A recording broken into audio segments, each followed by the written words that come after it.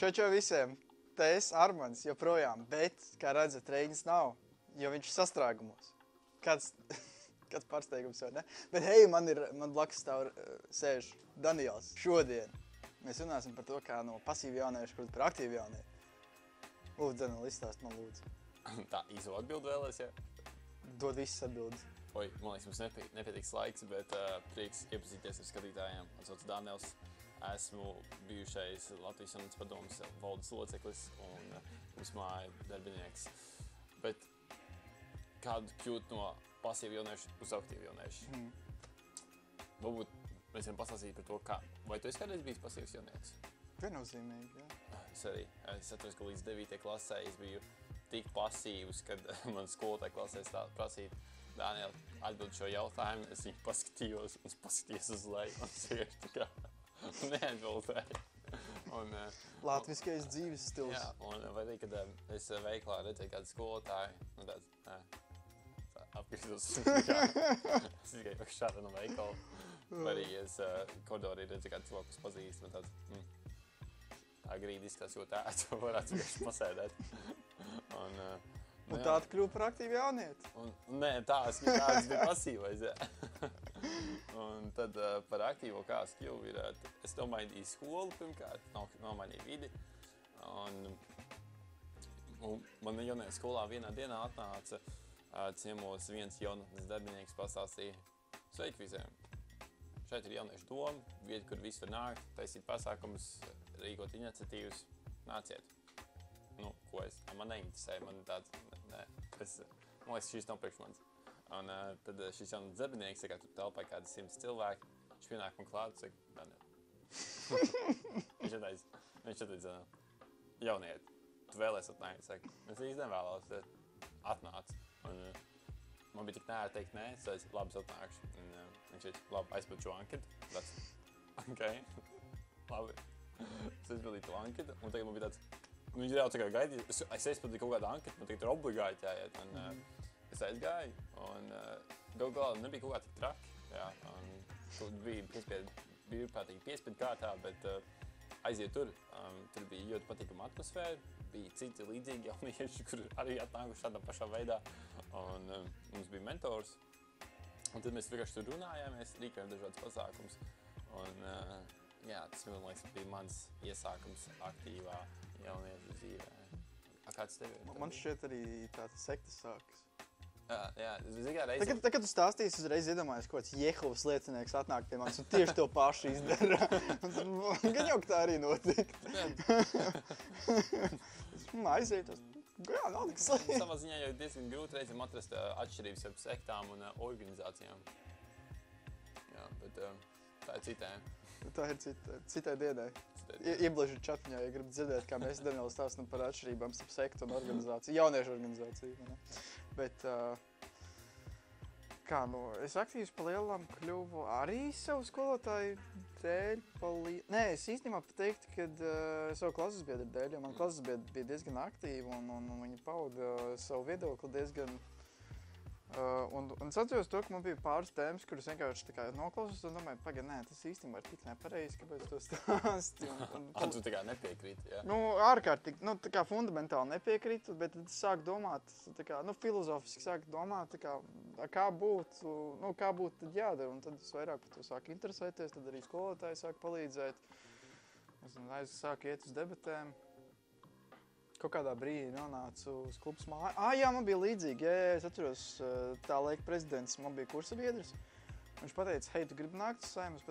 Gribi aiziet uz Saeimas komisijas? Pateica, jā, es gribu, jo es studēju politiku. Viņš tāds, forši aizpildīšu to biedu anketu. Un tieši tā laiks esmu. Un zināmā, tagad tu aizpildi to anketu tāds, Un te nu es esmu, vadu podcastu. Wow. Jā, tās anketas tādas maģiskas lietas varbūt. Jā, kur tā nejauši tā kā ieliec, aizpildi. Tu vēl esi atnākt burvīgi aizpildi šo anketu? Jā, aizpildi šo anketu. Es aizpildīju, tagad tev ir jānāk obligāti. Un tad tu uzreiz arī liekas, ka, man jau arī jāiet. Jā, protams, ir nērti. Tu aiziet, padomā, zini, ko šitie cilvēki īstenībā nav tik slikti. Tad aizēj vairāk un tad viss. Viss tev brīvā laika nav. Tas ir kā kuram, jā, ne visiem.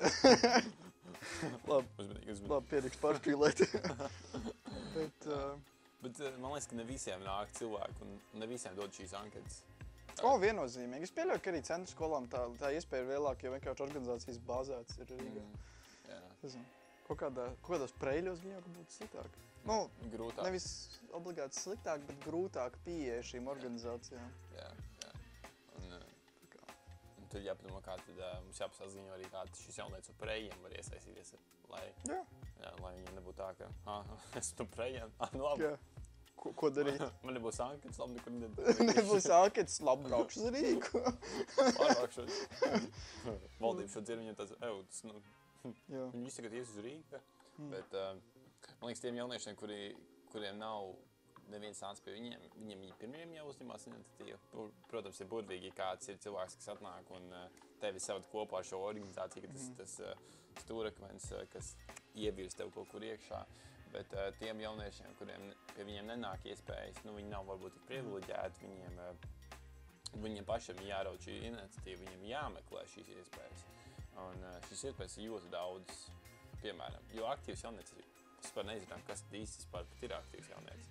Bet, ja tu vēl kļūt vienkārši sociāli aktīvs un izmēģināt jaunas prasmes, izmēģināt jaunas darbības, ir ļoti daudz vietas, kur to darīt. Pirmais, ja tu esi no pašvaldības, ir jauniešu domas. Tas ir tā ir vieta, kuras jaunieši nāk kopā no novada. Ir skolēnu pašpārvaldes, pārsvarā visās skolās. Skolās ir pulciņi. Un ir jauniešu organizācijas vienkārši kā kopums, kur var parasti atrast viņu mājaslapas internetā, aizpildīt anketu, tad tu pats kļūst līdz šai anketē. Un ar to viss sākās. Ar to viss sākās. Tic man, neko vairāk nevajag. Un, protams, ja tu nezini, un tad ir problēma, kā atrast to organizāciju, ir ļoti daudz liela sarakstu. Piemēram, ir Latvijas jaunatnes padome, kur viņiem ir apkopots lielākās jauniešu organizācijas, kur var aiziet un paskatīties, kur viņas atrodas, kādi ir viņu kontakti. Un noteikti var iespējas atrast plus-minus visā Latvijā. Protams, varbūt kaut kādā mazā lauku ciematiņā ir daudz grūtāk, bet tad var doties uz nacionālā līmeņa organizācijām vai starptautiskajām organizācijām, jo viņām parasti darbs notiek attālināti. Un tad var iesaistīties attālināti. Bet, vai tev arī bijusi pieredze, kā tu esi aktīvs ārpus organizācijām? Jā, viennozīmīgi. Nav obligāti jābūt aktīvam. Tieši šajā izpratnē var jābūt tā pasīva aktivitāte. Tikpat balsot. Tā ir pasīva aktivitāte. Tur nav nekas baigi jāizdara. Tas pats arī tagad nesen, kaut pusgadu, man liekas, jau atpakaļ bija, kad Rīgas doma kaut kādus projektiem finansējumu piešķīra, tev bija jābalso par projektiem, kuriem tu gribi, lai tas finansējums tiek. Tā arī ir savā ziņā aktivitāte. Tikpat labi arī runāt par to, par to, kāda nozīme ir pašiem Facebook un Delfi komentāriem. Jo arī tā ir pasīva aktivitāte, tomēr publiski paud savu viedokli. Ārpus organizācijām, nezinu, tu kā indivīds arī var runāt ar tiem pašiem politiķiem kaut vai no pašvaldību līmenī, vai arī nacionālā līmenī. Var arī runāt kā indivīds tām pašām organizācijām. Es esmu redzējis vairākas arī iespējas pieteikt savus projektus, nevis kā organizācijas biedram, bet kā vienkārši sev, kur tev ir draugu grupa, kas grib kaut ko īstenot, un tad tev piešķir naudu. Tā kā tās iespējas ir daudzas.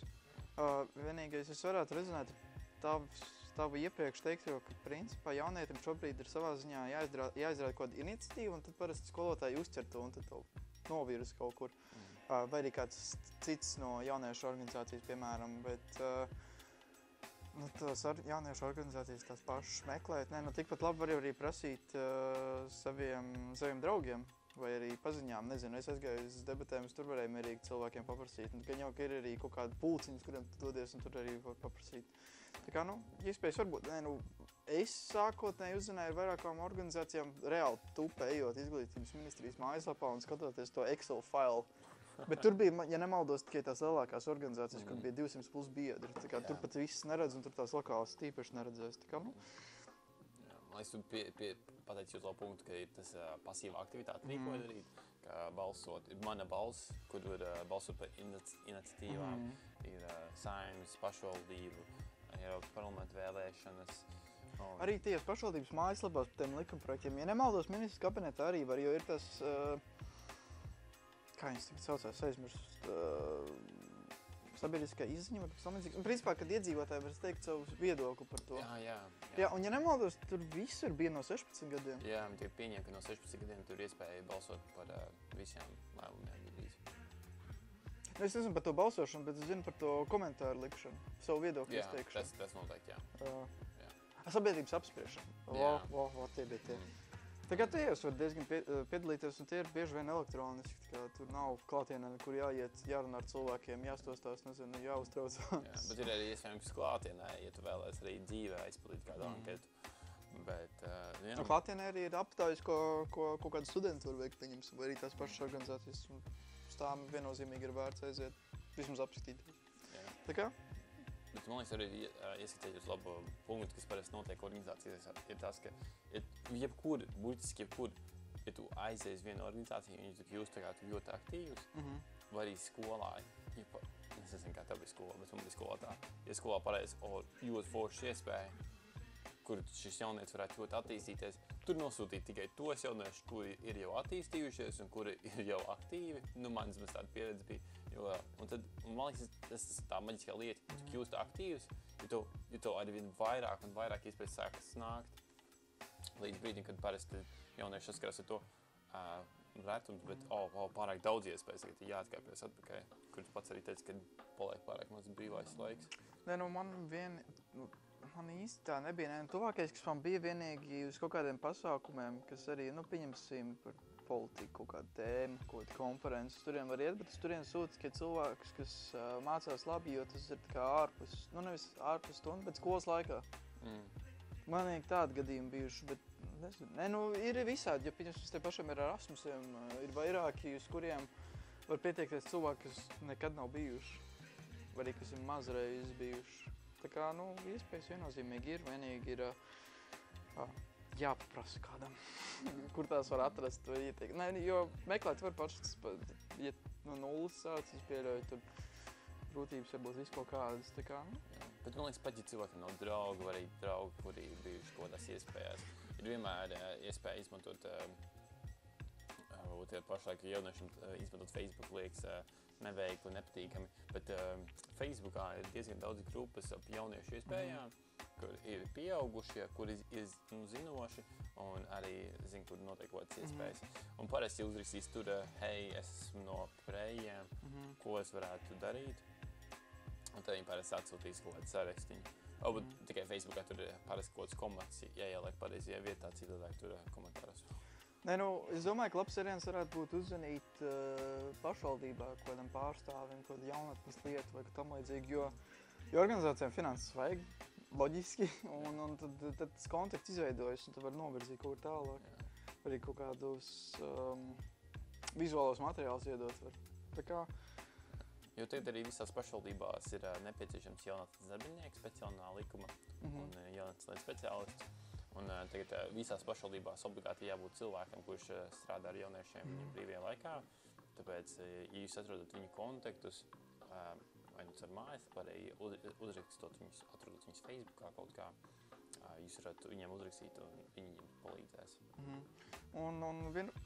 Un viennozīmīgi tas, ko ir vērts arī uzsvērt, tas, ka nav obligāti jāiet uz kādām organizācijām, uz kādiem pasākumiem. Tikpat labi, ja nav šīs pieredzes, var izmēģināt to pasīvo aktivitāti, aiziet kādos formos, parunāt ar cilvēkiem. Vai tie Facebookā komentāros palīst, nobalsot mana balss, vai arī pašvaldības mājaslapās. Un tad apsties, vai tiešām tas interesē. Un tām tēmām nav obligāti jābūt politikām. Tas var būt saistīts kaut vai ar mākslu, ar sportu. Tas var būt viss kaut kas, tā kā, Jā, ir svarīgi uzsvērt to, ka nav obligāti jābūt aktīvam un jāiet uz protestiem uzreiz. Tā kā, neuztraucieties. Ir arī citas lietas. Vēl nav, jā. Bet man liekas arī svarīgi vienkārši tas, ka cilvēki izmēģina. Un man liekas, jo vairāk tu izmēģini, jo labāk tu saproti, kas tev patīk, kas tev nepatīk. Protams, varbūt vajag visi izmēģināt, jā. Bet, ja tu, vismaz man tā dzīvē gājis, ka Visu laiku, kad man ir kaut kas, domāju, esmu aizdomājis, man šis nepatiks vai man šis patiks. Es parasti izmēģinu, un tad es arī dabūju to skaidru atbildi. Un tas arī ļoti palīdz tajās brīžos, kad jūs, kad cilvēki domā, tā kā, uz kuru virzīties karjeras līmenī, vai arī vai viņi vēlas dzīvot Latvijā vai ārzemēs.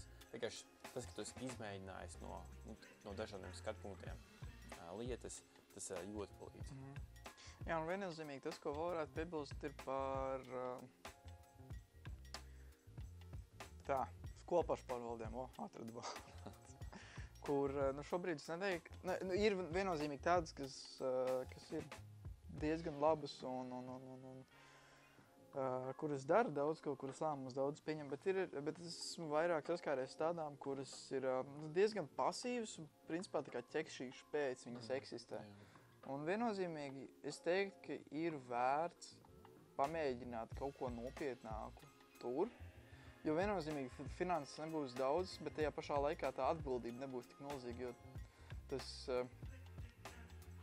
tas fons būs tik maziņš, uz kā strādāt, ka tā kā tos pamatus ir diezgan viegli iemācīties, un tajā pašā laikā nav jāuztraucās par to, ka, jāatskaitās Eiropas komisijai par to, kur tu 20,000 eiro noliki. Ir vērts ar to pamēģināt. Es zinu to, ka Saeimā bija diskusija par to, ka varētu regulējumu izveidot tā, lai viņas būtu tiešām tādas nopietnas un neķeksīšu pēc. Tā kā, tikai sākt. Jā, man liekas arī svarīgi atšķirties par tām skolām pašpārvaldēm, jauniešu domēm, organizācijām. Parasti, kad tur aiziet brīvprātīgais, vienkārši padarboties. Un tu var arī doties uz pansionātiem, piemēram, arī suņu patvērsmēm vienkārši. Un, kad tagad tur aizēji, tur nav īsti nekādas saistības, ka tu nevari iet projām. Protams, ka parakst papīru paraksta, bet es pārsvarēju tādā gadījumā, kas ir vienkārši drošības noteikumi, ka jūs, neleksit ārā pulvu, ka jūs nenodedzināsiet visu, ko var nodedzināt. Bet tā citādāk, man arī bija pāris reizes, kad es kaut kur aizeju uz jaunu vietu, un es varu, ka šis tomēr nav priekš manis, un nākamajā reizē neierodos. Bet ir bijuši vietas, kuras aizēju un darbojos vairāk kā pusotru gadu, piemēram, kā Kupsmāja. Tas prakses arī labs piemērs, kur labi varbūt sociālajā sfērā tas vairāk aiziet uz to aktīvismu, bet tikpat labi tas arī nodara darbam kā tādam. Jo es pieļauju, ka ir tik daudz vietas, kur tu vari paprasīt kā jaunietis pastrādāt kaut vai mēnesi. Tas, ko es tagad daru. Jā, un tagad tu sapratīsi, vai tu tiešām gribi, un ja tu gribi, tev jau būs tās pirmās iemaņas.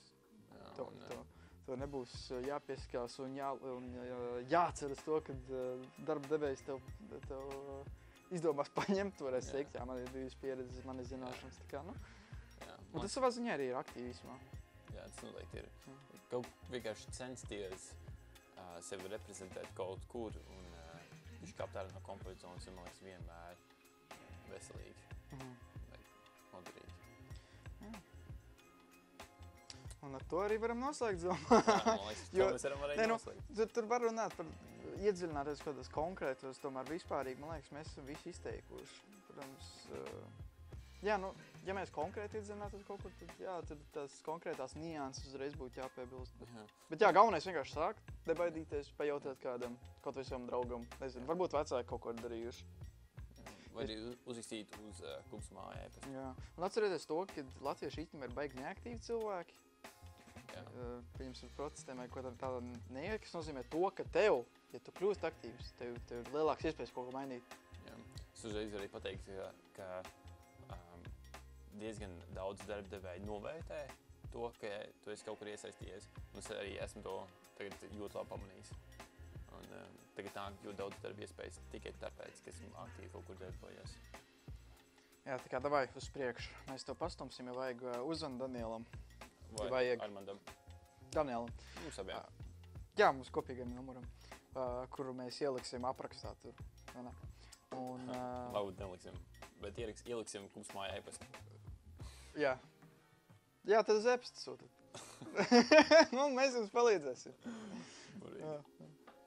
Paldies. Čaviņa, un cerams, ka Reinis atgriezīsies no sastrāguma.